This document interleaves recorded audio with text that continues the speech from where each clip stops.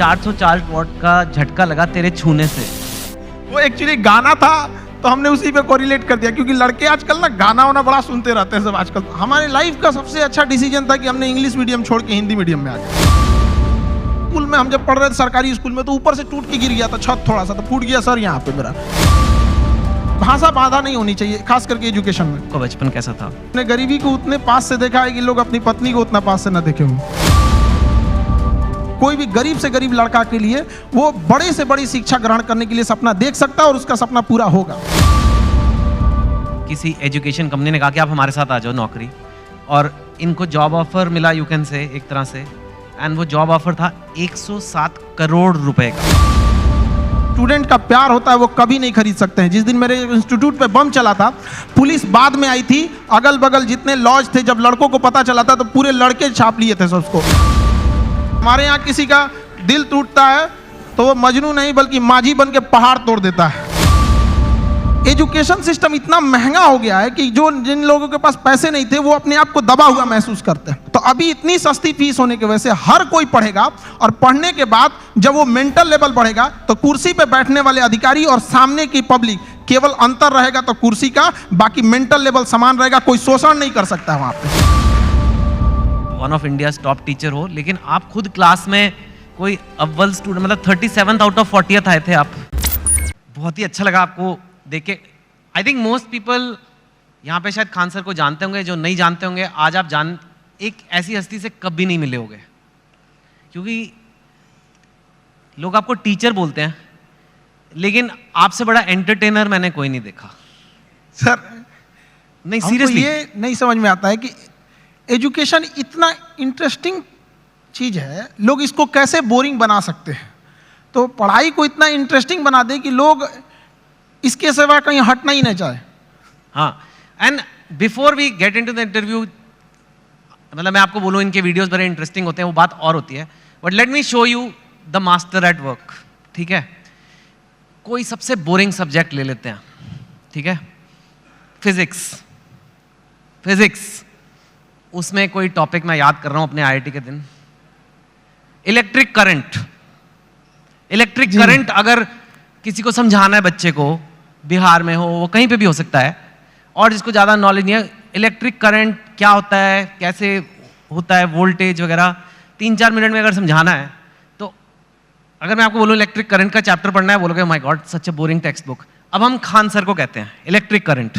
Sir देखिए, हम लोग को जो पढ़ाना होता है तो उसमें एक एक्सपेक्ट ये भी होता है कि लड़कों को एग्जाम में पास करके एग्जैक्ट नंबर भी देना है।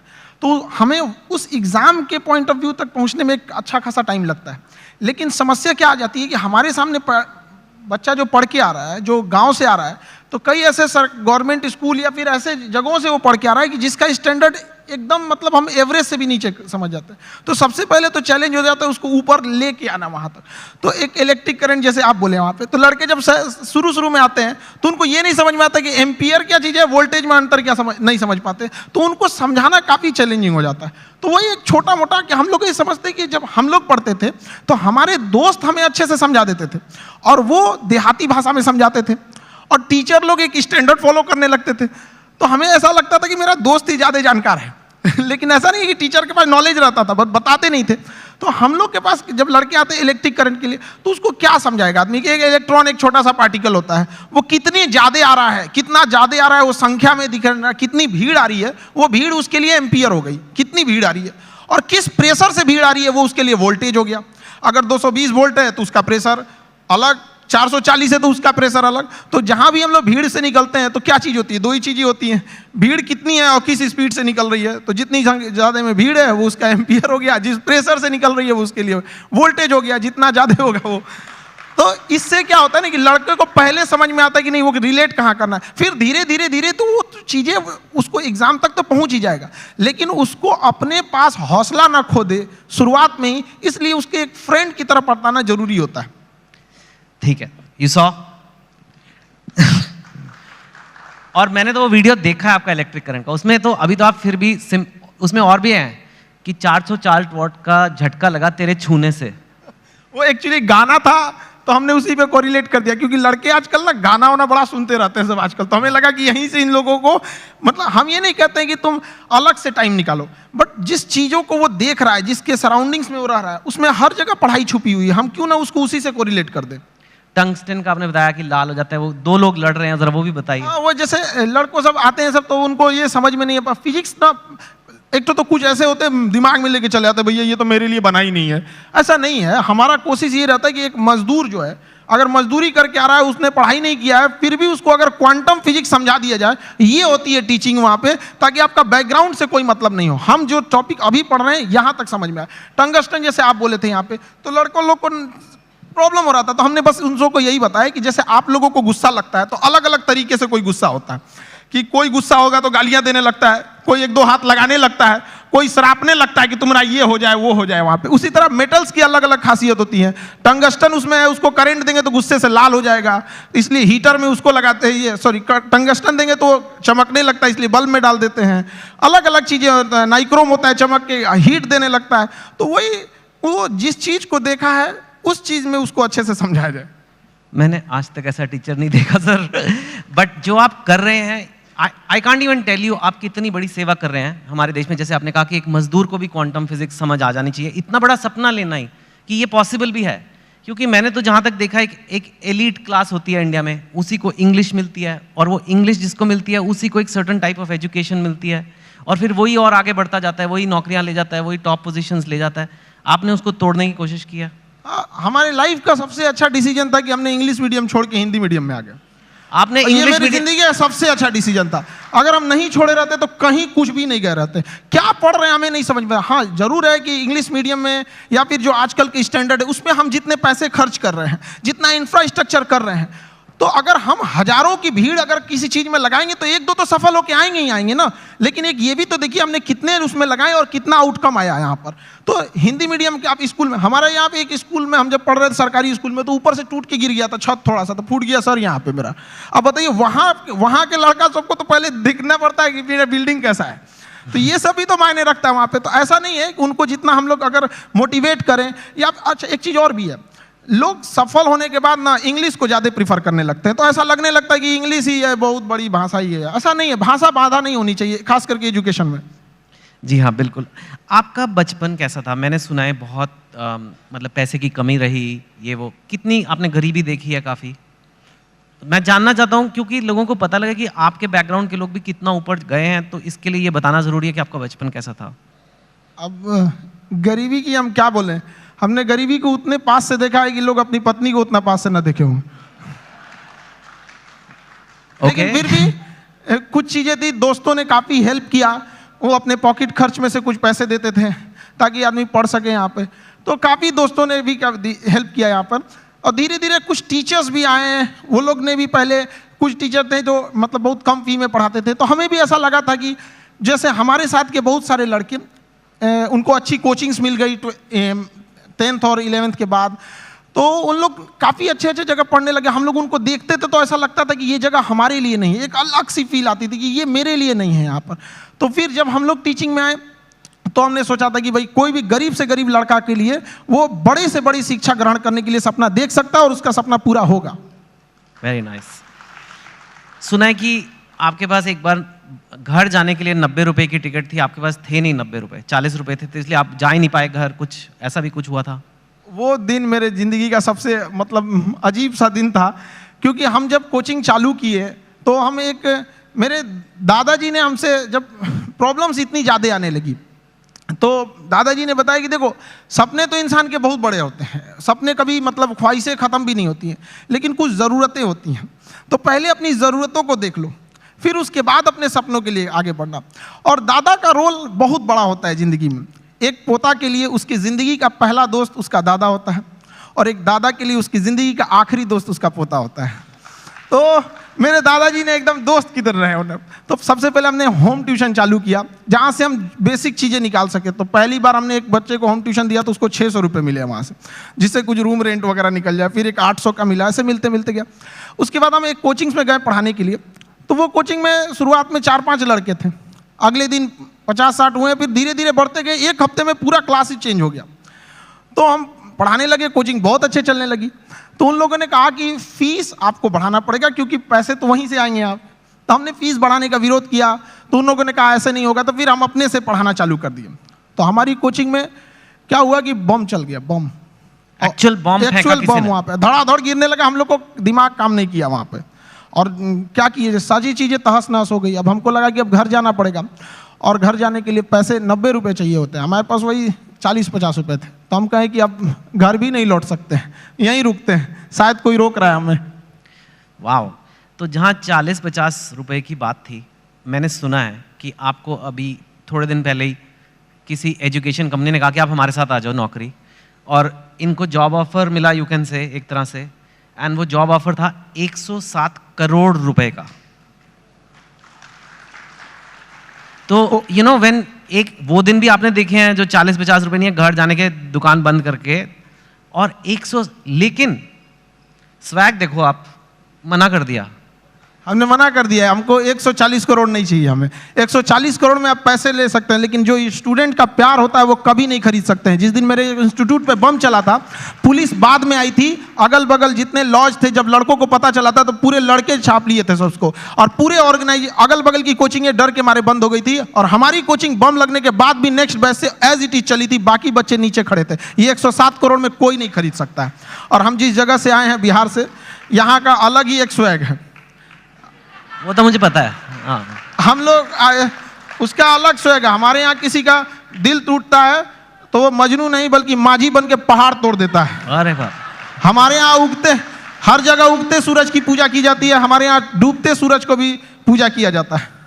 हमारे यहाँ युद्ध से पहले बुद्ध पढ़ा दिया जाता है। तो हम उस जगह से आए हैं जहाँ पे अगर किसी को ऐसा लगेगा कि उसको दबा के उसको रास्ते से हटाया जा सकता है, तो नहीं हो सकता है वो। अरे वाह।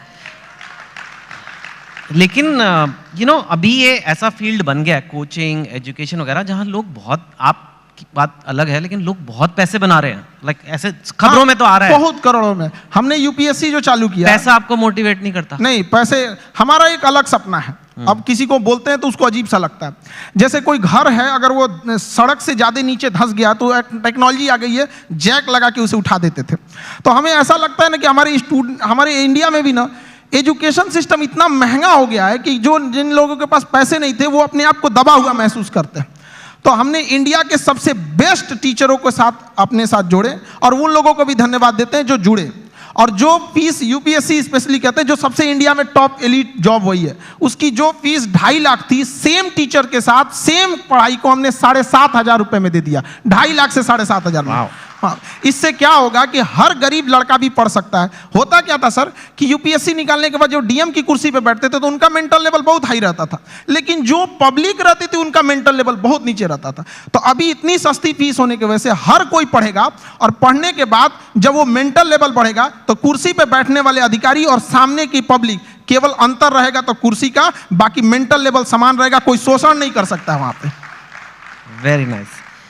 मैं आपसे पूछना चाहूँगा, इनफैक्ट यूथ जो है, आज भारत का यूथ है, कोई एवरेज लड़का है, लड़की है, चाहे बिहार में है, चाहे असम में है, तमिलनाडु में, कहीं भी हो सकती है, वो लाइफ में आगे बढ़ना चाहते हैं, ठीक है, और पढ़ाई एक जरिया है, पर आप उन्हें ओवरऑल क्या मैसेज दोगे? क्या करना चाहिए एक इंडिया के यूथ को जो लाइफ में अपने आप को ऊपर जाना चाहता है, स्पेशली जो हो सकता है हिंदी बोलने वाले बैकग्राउंड से हो, हिंदी मीडियम से हो, ब्लू कॉलर से वाइट कॉलर जाना है, अपनी औकात पार करनी है, जो आपने इतनी ऐसे पार किया कि मतलब 107 करोड़ हो गए नहीं चाहिए, मतलब दैट लेवल तक डेफिनेटली आपके पास लेसन्स हैं बच्चों को देने के लिए, उनको आप क्या बोलोगे?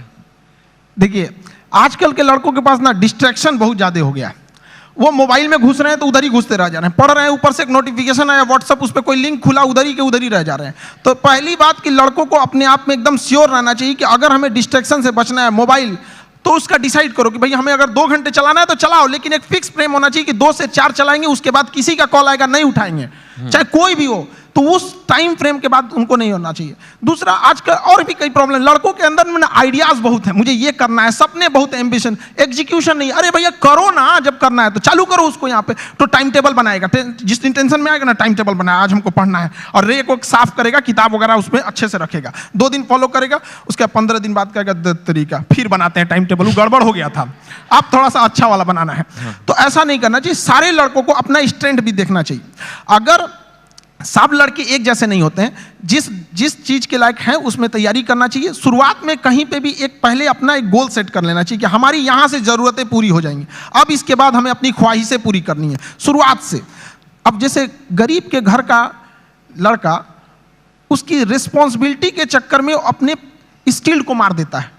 एक गांव का लड़का है, इतना बेहतरीन डिजाइन बनाया, आर्ट बनाया, पेंटिंग, लेकिन वो क्या कर सकता है गांव का लड़का? उसके यहाँ घर वाले कहेंगे कौन सी पेंटिंग बना रहा है? तो वो ऐसा नहीं है कि स्किल्ड हर जगह। तो लड़कों को भी पहले एक जगह सेटल हो जाना चाहिए यहाँ पे, उसके बाद पूरी उम्र बची है अपने स्किल को निखारने के लिए। जी हाँ, वेरी नाइस, वेरी नाइस। आपके जो वीडियोस है मैंने देखा है, आप खुद काफ़ी आपको पढ़ना पड़ेगा। आपके जो वीडियो है, जैसे फिजिक्स तो मैंने एक एग्जाम्पल दिया, आपने फॉरेन अफेयर्स पे वीडियो बनाए हैं, इजराइल पैलेस्टाइन पे, रशिया यूक्रेन पे, इंडिया पाकिस्तान, उस पर तो कंट्रोवर्सी भी होती है, और कॉन्स्टिट्यूशन ऑफ इंडिया पे, कोई टॉपिक ले लो, और इतना आप पढ़ाई खुद करते हो। और जहाँ तक मैंने सुना है, अब आप तो one of India's top teacher हो, लेकिन आप खुद क्लास में कोई अव्वल स्टूडेंट, मतलब 37 आउट ऑफ 40 आए थे आप। हम 40 लड़कों के क्लास में 37 आए थे। मेरे टीचर परेशान रहते थे कि मेरे स्कूल पे ये धब्बा बन जाएगा। हम उनसे कहें कि सर क्यों परेशान है, चांद फेमस है अपने धब्बा के लिए, लेकिन वो मानते नहीं थे।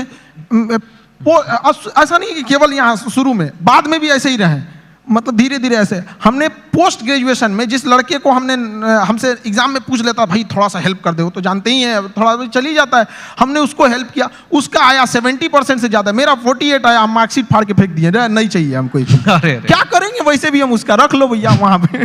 नहीं तो अब आप काफी पढ़ते हो, बिकॉज एक चीज को सिखाने के लिए खुद को समझना है, बहुत ही अच्छे से समझना है एक कॉन्सेप्ट को, ताकि उसे मैं एकदम सिंपल वे में और बेटर समझा सकूं।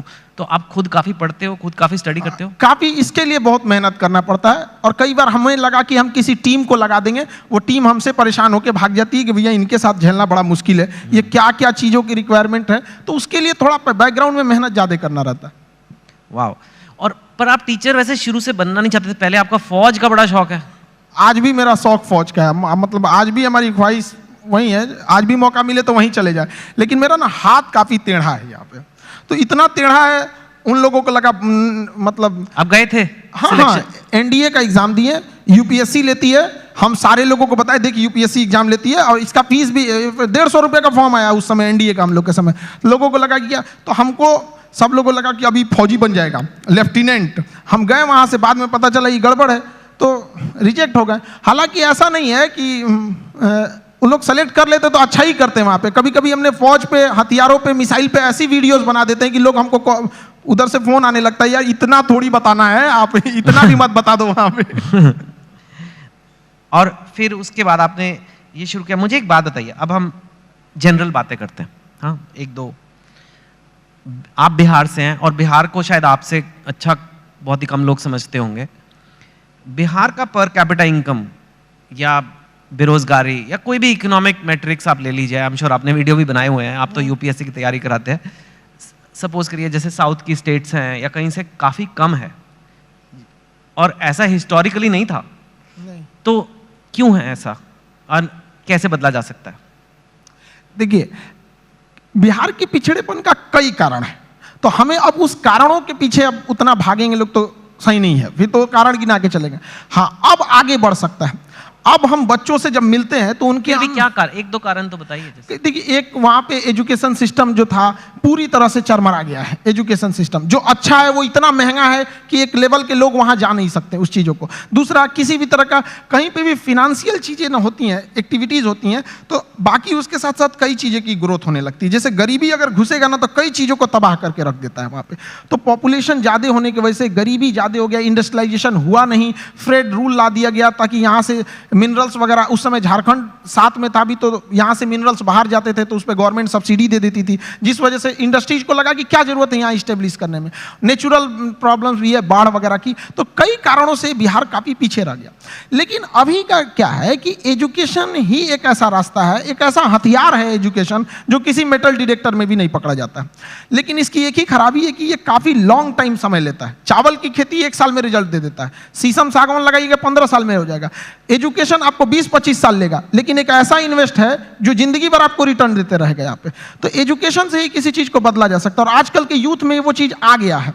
अब वो ना ब्रॉड लेवल पे सोच रहे हैं, और कई बार ऐसे यूथ भी घबरा जाते हैं कि सर कहीं कहीं ऐसे न्यूज़ भी आती है कि इतना पढ़ा लिखा होकर छोटा जॉब कर रहा है। ये हकीकत है और इसे देखा भी गया है कि बहुत पढ़े लिखे लोग छोटे जॉब में भी गए हैं, लेकिन वो बहुत दिन तक वहाँ रुकेगा नहीं, वो वहाँ नहीं रुकेगा। मैं दरिया हूँ, अपना हुनर जानता हूँ, जहाँ से भी गुजरूंगा अपना रास्ता बना लूंगा। तो एजुकेशन वाले लोग जहाँ भी जाएंगे वो कुछ देर तक किसी प्रॉब्लम से वहाँ रुक सकते हैं, लेकिन फिर वो अपना रास्ता निकाल लेंगे। तो हर बच्चों को यही कहते हैं, थोड़ा वक्त लेगा, लेकिन एक दिन जब पलटेगा ये वक्त तो पूरी दुनिया देखेगी।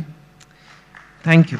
आपको लगता है एजुकेशन, क्वालिटी एजुकेशन है ना, क्वालिटी एजुकेशन कम प्राइस में दी जा सकती है? बिकॉज एक्चुअली आप एक्सेप्शन है इन, मतलब जैसे फॉर एग्जांपल मेडिकल की सीट ले लीजिए या एमडी की सीट, मैंने सुना है 1-1 करोड़ रुपया, मतलब फॉरेन जाके मेडिसिन करना ज़्यादा सस्ता हो गया इंडिया से। ऐसे भी हैं करोड़ रुपए में डिग्रियां हैं।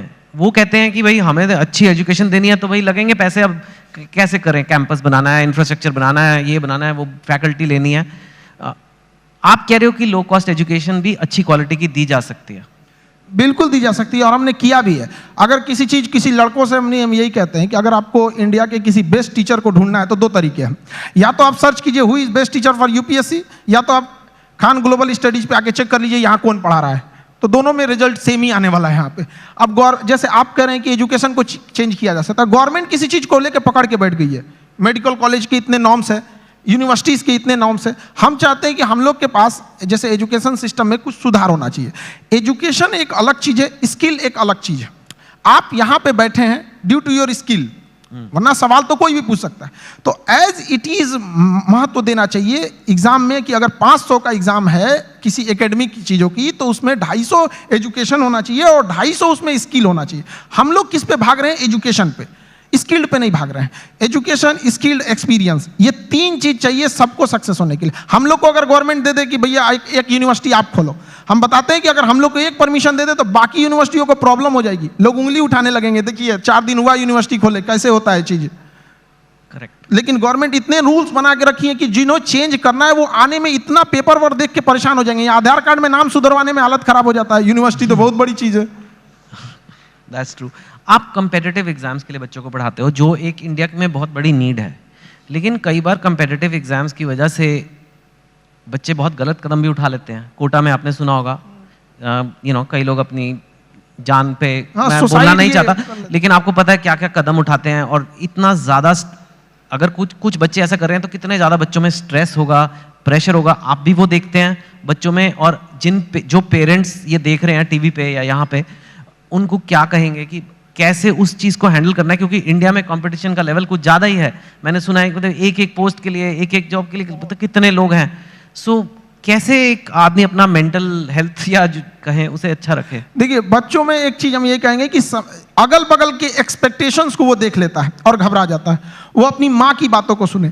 जब हम फेल होते थे ना, तो मेरी मम्मी हौसला बढ़ाती रहती थी, कहती थी दुनिया तुम बहुत आगे जाएगा। हम कहते थे टीचर लोग कहते हैं कि तुम धब्बा हो, तो उनका कहना था टीचर लोग क्या जानेंगे तुमको, हम तुमको ज़्यादा जानते हैं, पूरी दुनिया की तुलना में हम तुमको 9 महीना पहले से जानते हैं, तो हमसे बेहतर तुम्हें कोई नहीं जानेगा। यहाँ पे स्टूडेंट को भी कहते हैं एक बार अपने माँ बाप को देखो, तुम हीरा हो, तुम्हें कोई नहीं बदल सकता है। अपने दुनिया के दबाव में नहीं आना चाहिए। जिस पे ये जग हंसा है उसने इतिहास रचा है। वहाँ पे क्या हो गया ना, इतने बर्डन डाल दिए गए हैं, उनको लगता है कि आईआईटी बहुत, या फिर आप एम्स हो गया, आईएम हो गया।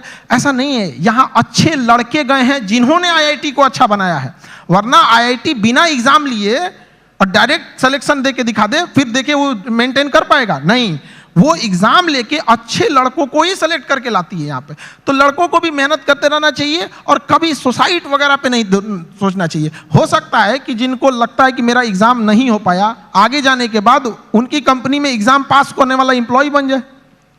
सही बात है, नाइस। आर्टिफिशियल इंटेलिजेंस की आजकल बड़ी खबरें आ रही है। एक ये चैट जीपीटी आ गया है, आपने देखा ही होगा। कई लोगों को खतरा हो रहा है कि अब तो इतने बढ़िया कंप्यूटर हो जाएंगे, इतने बढ़िया ये आर्टिफिशियल इंटेलिजेंस हो जाएगा कि वही आंसर लिख देगा, वही सब कुछ कर देगा, मतलब नौकरियां सारी जगह गायब हो जाएंगी। आप आर्टिफिशियल इंटेलिजेंस को कैसे देखते हैं और आपको लगता है कि ऐसा कुछ? आर्टिफिशियल इंटेलिजेंस ह्यूमन इंटरवेंशन को थोड़ा कम कर देता है, लेकिन ये मिथ है कि आने के बाद काम खत्म कर देगा। इंडिया में जब कंप्यूटर आ रहा था तो लोगों को यही लगा था कि पूरी लोगों का काम खत्म कर देगा। ये उसी का एडवांस वर्जन है। ऐसा नहीं है कि लोगों का काम खत्म, आप उस समय एक नए नीड्स होंगी, नई ज़रूरतें होंगी, उस पर इंसान शिफ्ट हो जाएगा, कभी ये खत्म नहीं होगा। आर्टिफिशियल इंटेलिजेंस का दुरुपयोग बहुत हो सकता है, इससे बचना चाहिए। गवर्नमेंट को आर्टिफिशियल इंटेलिजेंस से मिसयूज को रोकने के लिए एक हार्ड कदम उठाने चाहिए। भारत में आईटी रूल्स उतने मतलब स्ट्रिक्ट नहीं है। ज़्यादा वक्त बचा नहीं है, लेकिन आप काम ही करते रहते हो, सारा टाइम काम करते रहते हो। हमको तो बस पढ़ाना रहता है, पढ़ा के हटे, फिर उसके बाद खाली बैठते तो सोचते हैं कि और कौन से टॉपिक पर, इस टॉपिक को हमने इस बैच में ऐसे पढ़ाया, अगली बैच में इसको और अच्छे से कैसे समझा सकते हैं। आप इतने सारे बच्चों का सोचते रहते हो, कभी ये नहीं सोचते आपके अपने बच्चे होंगे? प्यार व्यार हुआ है आपको कभी? दिल, आप इतने एग्जाम्पल देते हो मजनू वाले अपने टॉक्स में, मैंने देखा है मजनू 400 वोल्ट का झटका, पता नहीं कितना। हाँ, तो आपका कभी दिल, या आप सिंगल हैं, मैरिड हैं, मतलब क्या? क्योंकि ये आता है कई बार लोग, अब आप इतनी हस्ती बन चुके हो कि लोग ये सब सवाल पूछते हैं सर। नहीं देखिए, ये सब चीज़ हम सिंगल, ये सब लोग तो घर वाले डिसाइड करेंगे, उन लोग का गृह मंत्रालय का ये काम होता है, ये मम्मी पापा का काम है आज चीज़ों को। आजकल के लड़कों को बस ये कहेंगे, ये सब डिस्ट्रैक्शन से उन लोगों को बचना चाहिए यहाँ पर। और रही बात हमारा, तो हमको मेन काम रहता है लड़कों के बारे में ही सोचते रहे, स्टूडेंट को कैसे समझाया जा सकता है। अपने ही पानी में घुल जाना ही बर्फ का मुकद्दर होता है। तो हम लोग बच्चों के लिए और उनकी बेहतर कैसे किया जा सकता है, इसी पे ज़्यादा ध्यान रहता है। फिर भी थोड़ा तो मतलब अपने लिए भी वक्त निकालिए कुछ। You are one of India's most eligible bachelors now, आपको पता है ना ये बात? वक्त मिलेगा तो वक्त निकाल लेंगे। हाँ, तो ठीक है। नहीं, वो तो खैर मस्ती पूछ रहा। और जाते जाते बस यही कि काफ़ी हमारे पास वक्त नहीं उतना, कई बार कंट्रोवर्सीज हुई हैं आपके वीडियोस पे, आपके कंटेंट पे, आपके नाम पे, आपका नाम असली क्या है, कुछ ऐसे ये सब। And I don't want you to answer each of them. आप उनको कैसे देखते हो? हम कंट्रोवर्सी वाले लोग को देखते हैं, बिना मतलब की चीज़ों को इंटरफेयर करने। वो जिस लेवल पे हम लोग बताते हैं, उस लेवल पे जाने के बाद किसी को कंट्रोवर्सी करने की जरूरत ही नहीं पड़ेगी। हम लोग टीचर हैं, हम लोग बीच का रास्ता नहीं। जो सही है उसको सही बोलेंगे, गलत है उसको गलत बोलेंगे। अगर कोई गलत है तो उसको पूरा बता देंगे कि देखो ये चीज़ें गलत है, और सही है तो उसको पूरा बताएंगे कि ये सही है। अब इंसान वन साइडेड होता है, वो सोचता है कि हम भी उधर ही साइड में चले जाए, ऐसा नहीं हो सकता है। ठीक है खान सर, बढ़िया काम कर रहे हो, करते रहिए। धन्यवाद। Thank you so much. Thank you.